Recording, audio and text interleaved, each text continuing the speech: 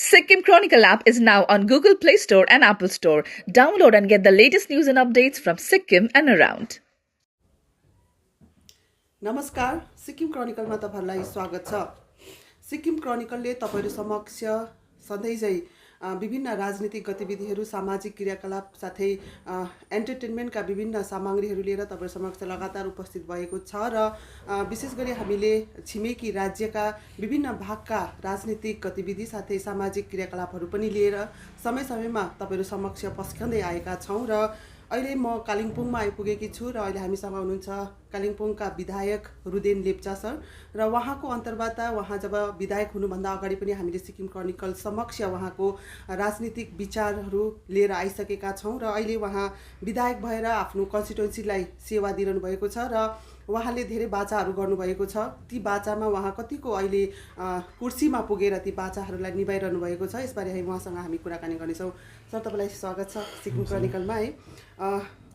विशेष गरी तपाईँलाई मैले पहिलादेखि नै फलो गरेको थिएँ, अन्तर्वार्ता पनि गरेको थिएँ र जब तपाईँले चुनावमा भाग लिनुभयो एज अ इन्डिपेन्डेन्ट क्यान्डिडेट र तपाईँको कतिवटा एक्टिभिटिजहरूलाई फलो गर्दा तपाईँले कुनै पब्लिक भाषणमा भन्नुभएको थियो कि म जितेको बुथबाट, मैले जितेको खण्डमा म जुन बुथमा मैले जित्छु र बेसी बहुमत पाउँछु त्यहाँबाट म विकासको कार्यलाई अघि बढाउँछु भनेर तपाईँले भन्नुभएको थियो र एउटा राजनीतिक नेता भएर यसरी मिन्स इन्डाइरेक्टली है एउटा के हारेको क्षेत्रलाई चाहिँ छोड्ने हो त भन्ने पनि एउटा प्रश्न उठेको थियो र अहिले पनि ती प्रश्नहरू उठि नै रहेको छ है।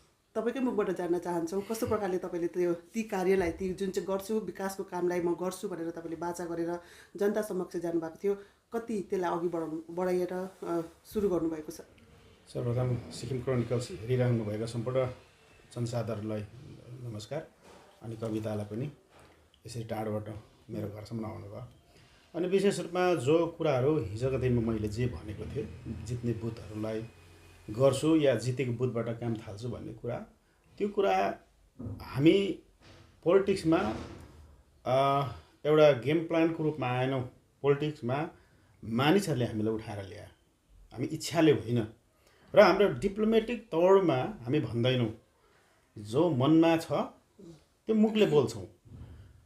वेयरएज नेसन वाइड रूपमा पनि हेर्नुहोस्, चाहे स्टेट वाइज रूपमा पनि हेर्नुभयो भने हरेक पोलिटिकल लिडर्सहरूले होस्, पोलिटिकल पार्टिजहरूले जहाँ ज्यादा उनीहरूको समर्थकहरू छ त्यो ठाउँमा ज्यादा फोकस गरेकै पाउँछ। तर उनीहरूले रुदेनले जस्तो भन्दैन, उनीहरू डिप्लोमेटिक छ, दे आर सिजन्ड पोलिटिसियन्स र उनीहरू त्यसरी भन्छ। तर रुदेन स्ट्रेट हो, किनभने मेरो बिजनेस फिल्डबाट आयो, बिजनेसमा हेङ्कीपेङ्की चल्दैन, बिजनेसमा जे छ त्यो माथिको सौदा हुन्छ। सो पोलिटिक्समा पनि मैले सिधासिधी आएर जसले मलाई समर्थन गर्छ वाइ नट पहिला उसको समस्या नबुझौँ, उसकै बुझ्नुपर्छ, प्राथमिकता त्यहाँबाट सुरु गर्छु भनेको हो नि, त्यहीँ मात्रै गरिबस्छु भन्ने एउटा ठक्कै पूर्ण विरामको कुरा होइन। त्यहाँबाट म सुरुवात गर्छु, त सुरुवात गरेर अन्त त्यहाँ हुँदैन, जहाँ जरुरत हुँदै जान्छ त्यो ठाउँमा पनि हामी फोकस गर्छौँ। हामीले ओभरअलमा हेऱ्यो भने जब हामी इमिडिएट इलेक्टेड भइसकेपछि कोभिडको जुन प्रकारको पेन्डेमिक सिचुएसन थियो त्योभित्र त हामी 2-4 महिना त अब सबैलाई एउटै प्रकारको विकास घरभित्र बस्नै थियो। त्यसका बादमा त्यहाँबाट बाहिर निक्लेर काम गर्ने क्रममा म आफै नै एउटा न्युली इलेक्टेड, जसमा हिजोको कुनै अनुभवहीनताकै साथमा भनौँ, बिना अनुभव नै विधानसभा, त्यो पनि अभाषीहरू नन नेपालीहरूसँग गएर एउटा लाइजनिङ गर्नुपर्ने अवस्था, उनीहरूले कसरी एडमिनिस्ट्रेसन चलाउँछ त्यो बुझिदिनु अवस्था, भाषागत भिन्नताहरूको बिचमा त्यो कठ्याङ्गिलो परिस्थितिबाट छिर्नु मेरो निम्ति सुरुवाती समयहरूमा एउटा चुनौतीपूर्ण अवस्था म मान्छु। तथापि आजसम्म आइपुग्दा जब कि हामी जितेर यहाँसम्म आयो, 2-4 महिनादेखि हामी काम गर्न थालेका छौँ र विभिन्न समस्याहरूमाथि हामीले निर्कुल गऱ्यौँ। हिजो हाम्रो कमिटमेन्ट पनि थियो, हाम्रो पोलिटिकल एजेन्डाहरूमा, मेनिफेस्टोहरूमा त्यो राखेर पनि आयो, जसभित्र पञ्चायतको सुदृढीकरण, पूर्ण बहाली पञ्चायतको सिस्टम हुनुपर्छ, पञ्चायतमा रिक्रुटमेन्टहरू जो बन्द भएको छ त्यसलाई पुनः स्थापना गरेर फेरि त्यसलाई रिइटाब्लिस गर्नुपर्छ। पिउने पानीको समस्या, स्पेसली कालिम्पोङ ज्यादै पानीको प्रचण्ड तकलिफ भएको एउटा राज्यहरूमा, बङ्गालभित्रको राज्यहरूमा चुनिएको एउटा त्यो राज्य हो, माफ गर्नुहोस्, एउटा जिल्ला हो। त्योमाथि पानीको, पिउने पानीको स्किम्सहरू गर्नुपर्छ, प्रोजेक्टहरू गर्नुपर्छ, इत्यादि कुराहरूमाथि हामीले बेसी फोकस गऱ्यौँ आफैलाई। त्यसको अनुसारले अहिले कालिम्पोङमा भन्नु भने 2-4 दिनदेखि कालिम्पोङभरिका मानिसले थाहा पाउन थाल्छ कि हामी एमएलए भइसकेपछि कालिम्पोङको निम्ति पिउने पानीको माथि चाहिँ रुदेन लेप्चाले के कति गरेछ हाम्रो कन्स्टिट्युएन्सीभरिका ग्राम पञ्चायत लेभलदेखि लिएर इभन म्युनिसिपालिटीसम्म नै कालिम्पोङको पानीको व्यवस्थालाई चाहिँ पूर्णतया एउटा निराकरण समस्यालाई चाहिँ निराकरण गर्नु हामी सक्षम भइसकेका छौँ र स्टेटबाट त्यो पनि हामीले कमिटमेन्ट पाइसकेका छौँ। अझै बेहिसाब मात्रामा जति समस्या छ कालिम्पोङको पिउने पानीमाथि चाहिँ पूर्णतया समस्याको समाधान गर्नको निम्ति राज्य पनि तयार छ। त्यसरी यी कामहरू यहाँसम्म आएर गर्नु सकिएको छ। तपाईँको इन्टरभ्यू मैले जब पहिला गरेको थिएँ, विशेष गरी पहाडको राजनीतिलाई हेर्दाखेरि प्राय यहाँको राजनीति एउटा इमोसनमा छ, जुन चाहिँ धेरै वर्ष अगाडिदेखिको जुन चाहिँ यो गोर्खाल्यान्डको इस्युहरूमा अहिले पनि राजनीति हुने गर्छ। अहिले पनि कतिजना नेताहरूले यसलाई नै मुद्दा बनाइरहेको छन् र तपाईँलाई जब मैले तपाईँको अन्तर्वार्ता गरेको थिएँ, हामीलाई विकासको जरुरी छ भन्नुभएको थियो तपाईँले त्यतिखेर है। एउटा पहिचानभन्दा पनि विकासको जरुरत थियो भन्नुभएको थियो। के तपाईँलाई अहिलेको राजनीतिमा अहिले पहाडका जनता साथै नेताहरूले त्यो पहिचानको मुद्दालाई बिर्सिसकेको कि विकासलाई मात्रै ध्यान दिएको? हेर्नुहोस्, सबभन्दा ठुलो कुरा यो बार पत्रकारहरूले पनि सोच्ने गर्छ। अनि मेरो स्पिचेसहरूमा ड्युरिङ माइ क्याम्पेनिङ अनि जबदेखि म पोलिटिक्समा आएँ तबदेखि नै मान्छेलाई यो बिचमा अवेर गराएको छु। म 1986देखि उता जान्न, 86देखि 2017को सम्मको पोलिटिकल कल्चर जुन चाहिँ पहाडको थियो एउटा डिस्ट्रक्टिभ पोलिटिकल कल्चर थियो। भनेको सुनेन भने कुट्ने, पाट्ने, जलाउने, मार्ने, अर्थात् एउटै फोकस पाओस् नपाओस् अन्धा बनाएर मानिस एउटै फोकस पार्टिकुलर एउटा सब्जेक्टमाथि होस् नहोस्, विकास पनि त्यसमै, नकुरी पनि त्यसमै, पानी पनि त्यसमै, बाटो पनि त्यसमै मिसाएर एउटा पार्टिकुलर गोर्खाल्यान्डमाथि फोकस गराएर मान्छेलाई सबै अल समस्याहरू बिर्साइ पठाएर इमोसनली एउटा पार्टिकुलर सब्जेक्टमाथि गोर्खाल्यान्ड भनेर कुदायो। तर त्यो अवस्थाभित्र 35 वर्ष सायद मोर देन 30 इयर्सभित्र हामीले बहुत चिजबिज छोडी पठाएछौँ। मेरो अध्ययन गराइमा चाहिँ बहुत जसभित्र हामीले हेर्दैछौँ नि, ग्राम पञ्चायतहरू इलेक्सन नभएको 20 इयर्स भयो। 21 वर्ष ग्राम पञ्चायतमा रिक्रुटमेन्ट बन्द भएको भयो। त्यसरी नै लाइब्रेरी, ग्रामीण लाइब्रेरीहरू बन्द भएर 70% लाइब्रेरीहरू बन्दको स्टेजमा पुगिसकेको छ। स्कुल्सहरूको रिकग्नाइज छ, स्कुल एपोइन्टमेन्ट नभएको समस्याहरू 10 वर्षदेखि बसिरहेछ। हामी इमोसनल भएर इत्यादि जो सामनेमा भइराखेको समस्याहरू बिर्सी पठाएको थियौँ।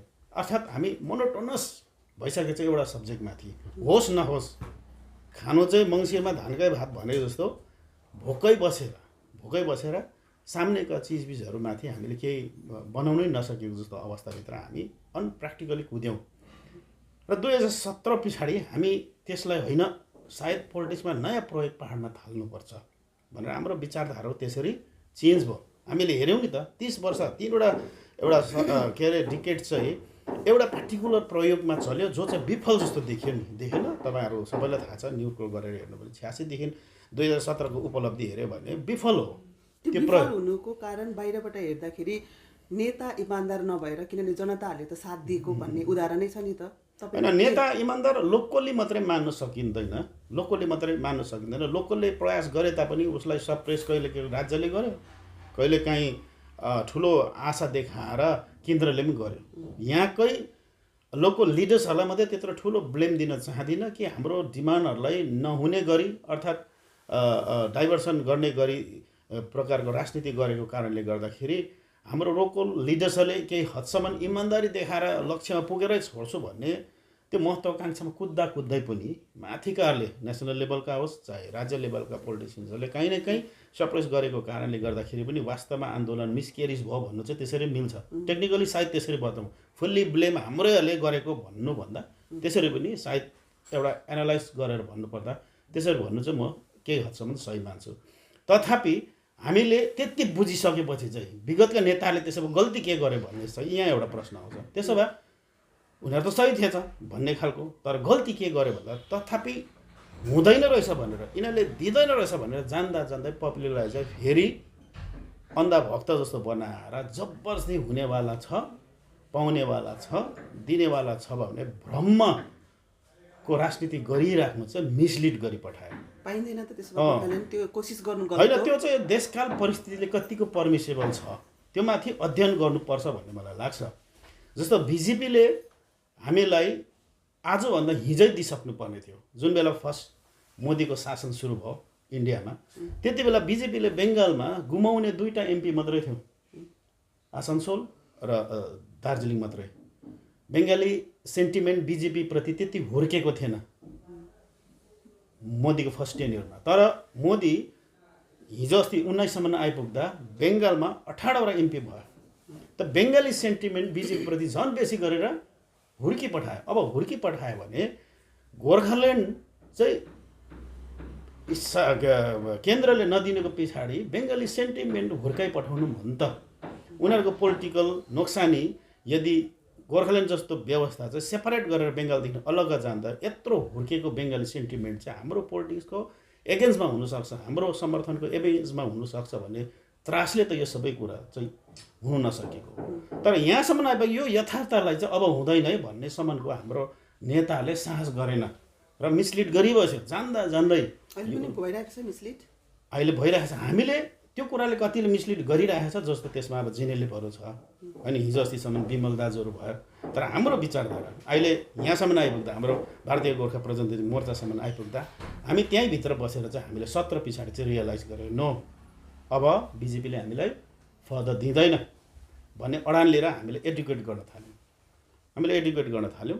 र हामी 19को MP इलेक्सनसम्म हामीले पब्लिकलाई एडुकेट गर्न सकेनौँ। तर 21सम्म आइपुग्दा पब्लिकले कमसेकम हिलको लार्जेस्ट रिजनल पार्टीको रूपमा हामीलाई रिकग्नाइज गरेको छ र कालेबुङबाट एउटा MLA पनि प्रदान गर्न सक्षम बनेको छ। त्यो कारणले मलाई लाग्छ हामी केही हदसम्म अगाडि बढ्न सकेका छौँ, पब्लिक एडुकेट गर्न सकेका छौँ।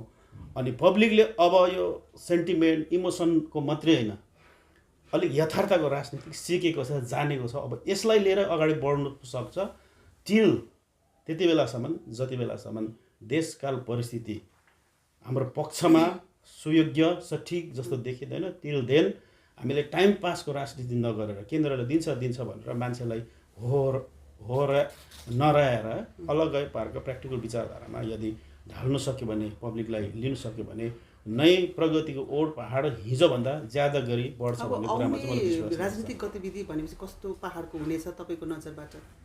हामी त हेर्नुहोस् हाम्रो विचारधारै पोख्छौँ अनि देखे पनि अब चाहिँ हो रहेछ यिनीहरूले भनेको कन्सेप्ट चाहिँ अन्डर एस्टिमेट गर्नु सक्दैन। त्यही कारणले विमल दाजु लास्ट टाइम फर्केर आउनुभयो, किनभने यो प्रयोग नै पब्लिकले एक्सेप्ट गर्दैछ भन्ने कुरा गोर्खा जनमुक्ति मोर्चाले पनि विचार्यो। त्यो कारणले नै त त्यति रिस्क लिनुभयो। बिजेपीले दिन्छ भनेर उहाँ भागेर गएर दिल्लीमा बसेर 3.5 वर्ष विस्थापित जीवन बिताइसकेपछि उहाँले रिग्रेट गर्नुभयो, एउटा रिस्क लिनुभयो नि, रिस्क लिनुभयो। देशभरि यस्तो के अरे माहौल क्रिएट भएको थियो कि बिजेपी चाहिँ बङ्गालमा सत्तामा आउँछ भन्ने भएको बेला पनि उसले रिस्क लियो। हुँदैन, योहरूले जुन चाहिँ नयाँ कन्सेप्टको पोलिटिक्स पहाडमा प्रयोग सुरु गर्यो यो नै पब्लिकले लिनु थालेको छ भनेर उहाँले बुझेपछि उहाँले पनि रिस्क लिनुभयो र उहाँले सत्ता पक्षमा बस्छु अथवा बङ्गालमा म झगडा गर्दिनँ, राज्यको सत्तासँग जोसँग भए पनि मिलेर बस्छु भन्ने सोच लिएर आयो। त हामीले हाम्रो पक्षका मानिसहरूलाई त एडुकेट गऱ्यौँ नै। एडिसनमा अपोजिसनहरूले पनि यो विचारधारालाई स्वीकार्न थालेको उहाँहरूको काम गराइले स्पष्ट हुन्छ। त्यो कारणले अब पहाड अत्याधिक रूपमा इमोसनलेस हुनुपर्छ भन्ने कुरा होइन। हाम्रो जाति, हाम्रो भाषा, हाम्रो संस्कृतिको संरक्षण गर्नुपर्छ, द्याट इज अब त्यो चाहिँ हाम्रोसँग हुनुपर्छ। तर त्यसको मतलब होइन इमोसनमा सबै एउटा कोही मरेर जाँदै गरेको यादमा मेरो जिउँदो छोराछोरीलाई चाहिँ फेरि नजरअन्दाज गर्नु त्यो त जिम्मेदार होइन। मैले यहाँकोलाई पनि हेर्नुपर्छ। त्यो कारणले गर्दाखेरि हाम्रो एउटा इमोसनल हुँदाहुँदै यथार्थको कुराहरूलाई पनि जनतालाई लिएर चल्नु सक्नुपर्छ। अनि यो पब्लिकले बुझेको छ। अबको उपरान्तको राजनीति इमोसनको साथसाथमा विचारधारागत रूपमा व्यवहारिक कुराहरूमा पनि राजनीतिमा पहाड बढिसकेको छ भन्ने कुरा चाहिँ मलाई लाग्छ। रुदेन लेप्चामाथि धेरै कन्ट्रोभर्सी पनि हुने है हामीले सुनेका छौँ। त्यसबारे पनि म एक दुईवटा तपाईँसँग प्रश्न राख्नेछु। तर त्योभन्दा अगाडि विकासकै कुरा गरौँ है। तपाईँले भन्नुभयो यथार्थको राजनीतिक विकासको राजनीति, तपाईँले विकासको राजनीतिलाई नै अप्नाएर पब्लिकमा गएर आज यहाँ हुनुहुन्छ है। अघि नै भनिसक्नु भएको छ पानीको कामहरू हामीले सुरु गरेका छौँ। अरू कस्तो विकास हुनुपर्ने अब कालिम्पोङमा जुन चाहिँ तपाईँले लथालिङ्ग जुन इमोसनले गर्दाखेरि लथालिङ्ग भएको तपाईँले धेरै कुराहरू भन्नुभयो, कस्तो विकासको लागि भन्दा ठुलो कुरा हाम्रो हिजोको दिनमा हेर्नुहोस्, during our campaigning last time हामीले गर्दाखेरि पट्टा पर्चाको कुराहरू हाम्रो मुख्य मुद्दाहरूमा थियो। पिउने पानी त छँदैछ, पञ्चायतको व्यवस्थालाई फेरि पुनः बहाली हुनुपर्छ भन्ने कुराहरू थिँदै थियो, जसको निम्ति हामीले स्पिडी वेमा त्यही माथि काम गरेका छौँ। हिजो लास्ट टाइम मात्रै म पोलोक रय नयाँ हाम्रो minister incharge panchayat and rural development डिपार्टमेन्टसँग यो विषयहरूमा बसेँ म। उहाँले धेरै एच्युर गर्नु पनि भयो, धेरै रिक्रुटमेन्टहरू 500जना भन्दा यति सानो ठाउँमा मोर देन 500 भन्दा बेसी भ्याकेन्सिजहरू त्यसै भ्याकेट पढेर बसेको छ सिन्स अब 20 इयर्स अगाडिदेखि यसरी बसेको छ। यी कुराहरूलाई पुनर्जीवित पार्न हाम्रो लक्ष्य रहेको छ। त्यो माथि हामी डे बाई डे कोसिस गरिरहेको छ, त्यो हुन्छ म विश्वस्त छु। दोस्रो चिज पट्टा पर्छ कुरा सबभन्दा डरलाग्दो, सबभन्दा त्यो अस्थायी एकदम कालिम्पोङमा धनी होस् गरिब होस् हरेक एङ्गलको मान्छेले सामना गरेको समस्या पट्टा पर्छ। फरेस्ट बस्तीको र फरेस्ट भिलेजेसहरूकोमा कहिलेदेखि बसेको रेकर्ड छ। कतिवटा ठाउँमा तपाईँ रम्फूबाट ओभरदोर गर्नुहुन्छ, धेरै ठाउँमा तपाईँले सोध्नुहोस्, उनीहरूले बिजुलीको लाइन चाहिँ जडान गरेको छ तर लाइन सप्लाई चाहिँ गरेको छ, बिजुली इलेक्ट्रिक चाहिँ सप्लाई दिएको छैन। एउटा कारणले कि उनीहरूको पट्टा पर्चा नभएको कारणले गर्दाखेरि उनीहरूलाई मिटर उपलब्ध गराएको छैन इत्यादि। हाइवेजतिर यस्तो समस्याहरू छ विभिन्न। दार्जिलिङ खरसाङ कालिम्पोङतिर, कालिम्पोङमा मात्रै 66वटा भिलेज हुनसक्छ, खरसाङ र दार्जिलिङमा 72वटा यस्तो भिलेजेसहरू छ जसमा पट्टा पर्चा विहीन हाम्रा पहाडीहरू थियो। तर हामीले प्रयास गर्यौँ, जस्तो हामी एमएलए भयौँ, स्टेटले एउटा गिफ्टको रूपमा कालिम्पोङको 66वटा फरेस्ट भिलेजेसलाई रेभेन्यू भिलेजमा कन्भर्सनको नोटिफिकेसन दियो। हिजो अस्ति मात्रै हाम्रो रिभ्युअल मिटिङ भयो लास्ट 26मा। त्यति बेलाको रिभ्युअल मिटिङको रिजल्ट अनुसारले त्यहाँ हाम्रो अध्यक्ष अनित थापाज्यूले राख्नुभयो, दार्जिलिङ खरसाङलाई चाहिँ दिनु भएन, कालिम्पोङ चाहिँ भएर तपाईँले दिनुभयो भन्दाखेरि हिजो अस्ति मात्रै सप्ताह दिन पनि सायद भएको छैन, गभर्मेन्ट नोटिफिकेसन भयो। उहाँले 72वटा, सायद मैले भुल गरिनँ भने 72वटा भिलेजले अब पट्टा पर्चा पाउँदैछ।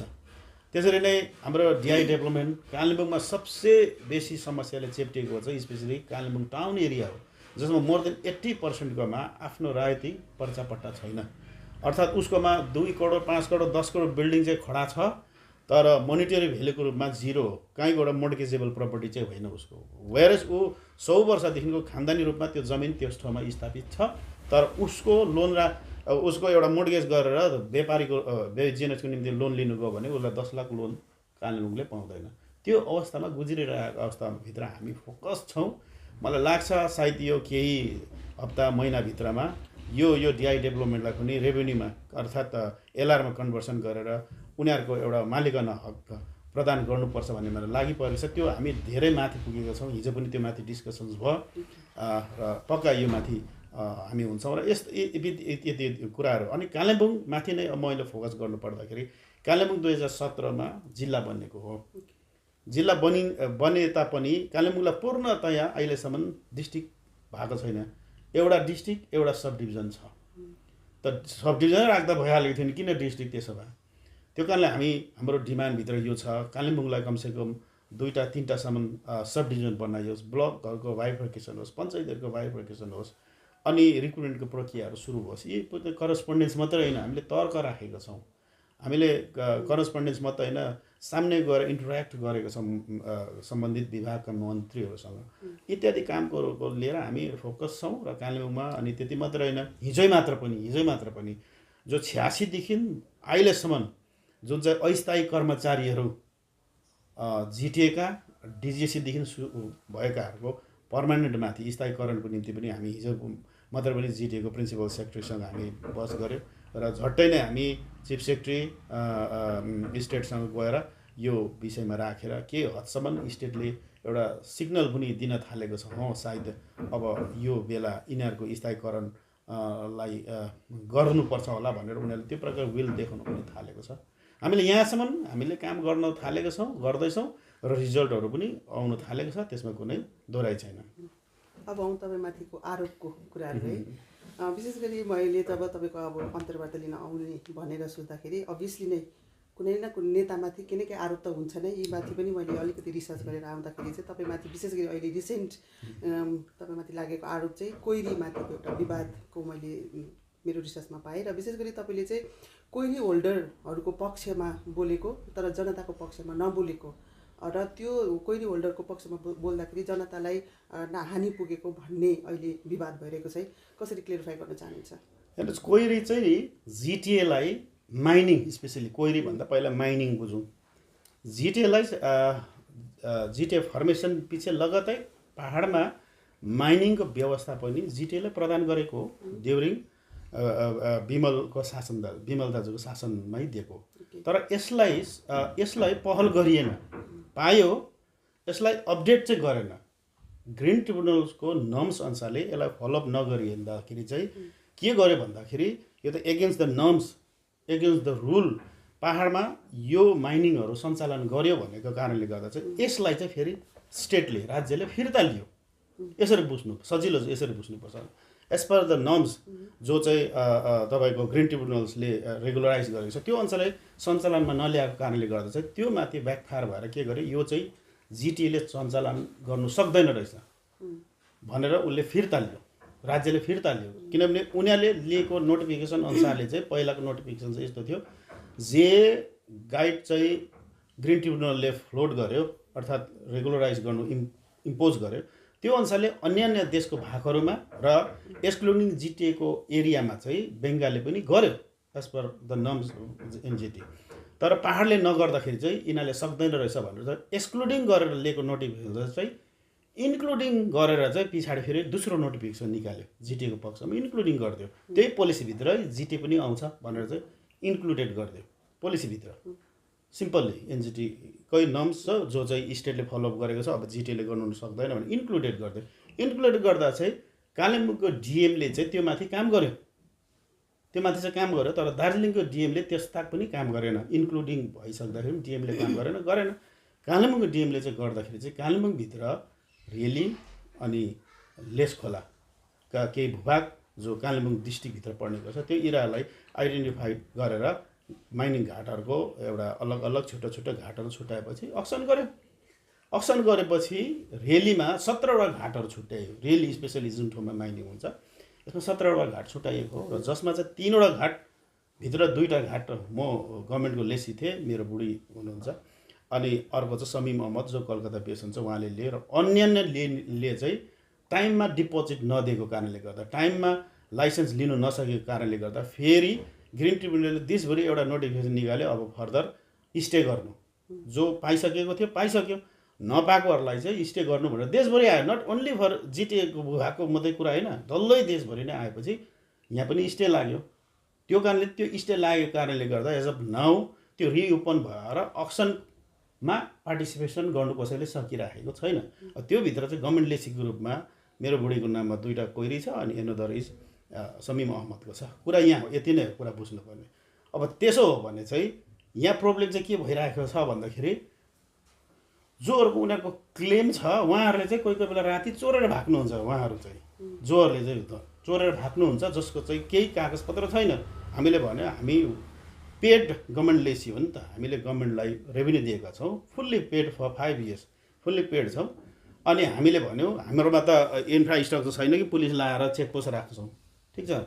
त रातभरि जसले इलिगली ट्रान्सपोर्ट गरिरहेको छ मालहरू, इलिगल कोहीबाट उठाएर without any government paying revenue, they are just plying and driving and supplying all the river bed materials गरिरहेको छ। त्यो देख्दा चाहिँ हामीले भन्यो नो, यदि तिमीहरू राति कुदाउँछ भने दिउँसोको डे टाइमको टिपी पनि हामी ग्रान्ट गर्दैन। सिम्पल कुरा, ग्रान्ट गर्दैन।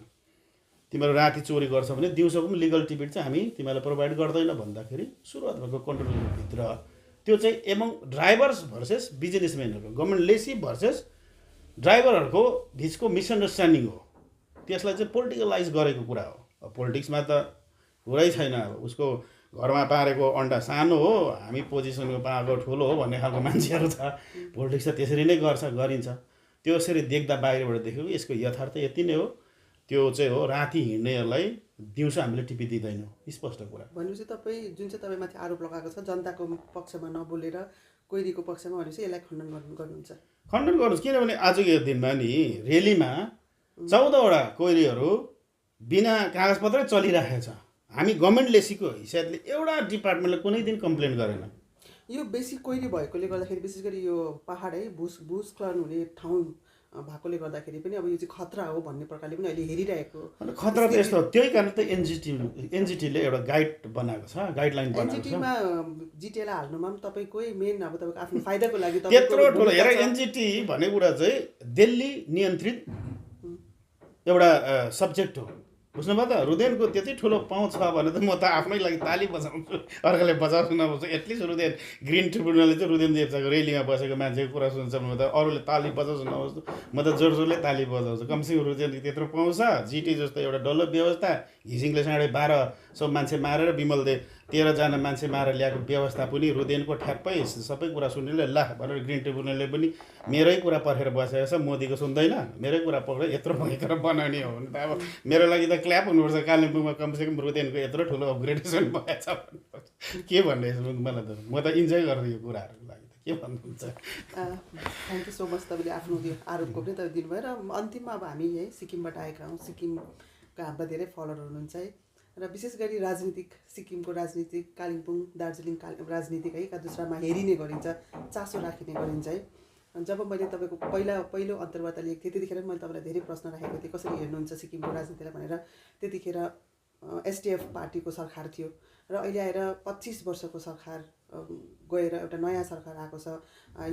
युवा नेता हुनुहुन्छ है पिएस गोले सर, उहाँको नेतृत्वमा अहिले सिक्किम चलेको छ, लगभग 3 वर्ष पुग्न आँटेको छ है। कसरी हेर्नुहुन्छ यहाँबाट सिक्किमको राजनीतिलाई, अहिलेको सिनारियोलाई? अब पहिला अलिक के हदसम्म हामी फुर्सद थियौँ, अरूलाई पनि ध्यान दिनु पाउँथ्यौँ। अहिले जुन प्रकारको अवस्था तिमीहरू पनि इन्टरभ्यू लिनु आउँदा केही पर्ख्यौ, अझै मानिसहरू धेरै पर्खेर बसेको छ, उनीहरूलाई पनि सुन्नुपर्ने हुन्छ, उनीहरूलाई टाइम दिनुपर्ने हुन्छ। त्यो कारणले गर्दा लोकल प्रब्लम्सहरूमा जब फँसी पठाउँछ नि, अन्य कुराहरूमा अब हामीले ध्यान दिन नपाइरहेको हुनैसक्छ। तथापि अब ससाना न्युजहरूबाट अर्काले भनेको कुराहरूबाट सिक्किम कस्तो चल्दैछ के चल्दैछ भन्ने कुराहरू ससानो मात्रै थाहा पाउँछ।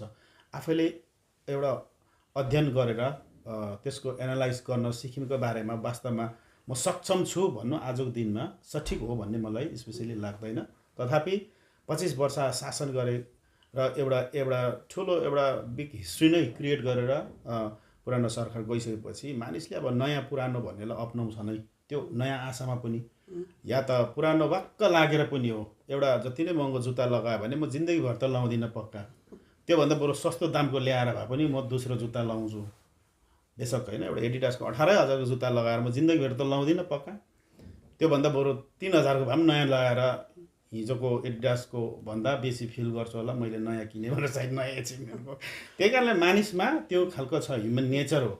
मान्छेले जति नै पर्फेक्सनमा काम गर्दा पनि जतिकै असल काम गरे तापनि मानिसले नयाँ पुरानो भन्नेलाई एउटा त्यसरी स्वीकार छ पनि। सायद सिक्किमको जनताले पनि अब चामलिङ साहब 25 वर्ष दिउँ, वाइ नट कि एउटा नयाँ एउटा क्रान्ति ल्याउनुपर्छ, एउटा युवालाई दिएर अझै अरू देशको तुलनामा राज्य बढोस् हुर्कोस् भन्ने त्यहाँको जनताले चुने सोचे र त्यो निर्णय गरेका छन्। अब निश्चय नै यो 3 वर्षभित्र त सायद 2 वर्ष त पेन्डेमिकभित्रै बामी सार्नु पर्यो। यो सिक्किम राज्यले मात्रै होइन, डल्लो देशले, सायद डल्लो विश्वले। त्यो कारणले गर्दा यो 1 वर्षभित्रमा जे जस्तो छ अब यसलाई नै भनेर एउटा अनुमान निकाल्नु सायद सठिक नहोला। त अब टाइम लाग्छ, जसमा सिक्किमले पहिलाभन्दा बेटर वेमा गर्दैछ या त्योभन्दा गलत वेमा सिक्किम जाँदैछ भनेर सिक्किमको बारेमा बोली पठाउनु अहिले केही आतुरी हुन्छ, अलिक समय लाग्ला भन्ने चाहिँ मलाई लाग्छ।